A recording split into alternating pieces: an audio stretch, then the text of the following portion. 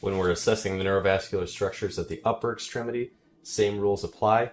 Check the compartments, check the dressing, make sure that there's not blood saturating the dressing, make sure their splint is intact, it's not rubbing on their skin anywhere.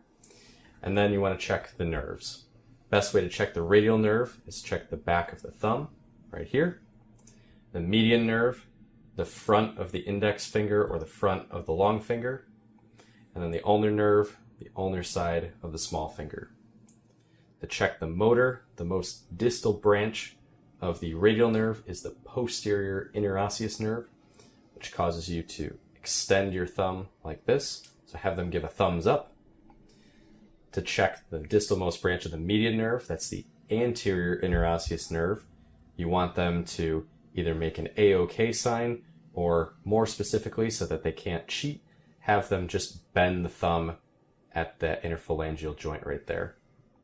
And then lastly, for the ulnar nerve, check their interossei strength, have them extend like this. Some people have them cross their fingers over. I typically just ask them to do scissors with their fingers. Most people know what that means. It's hard to remember posterior interosseous and anterior interosseous nerve as it relates to the radial nerve and the median nerve. So the way I remember this is when you're doing your posterior interosseous nerve, you're doing a thumbs up, you're pointing posteriorly like this.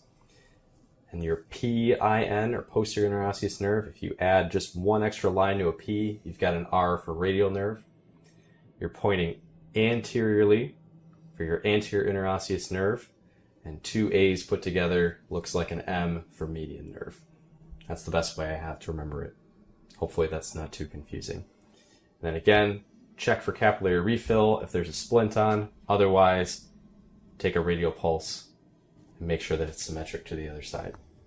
And that's a neurovascular exam of the upper extremity.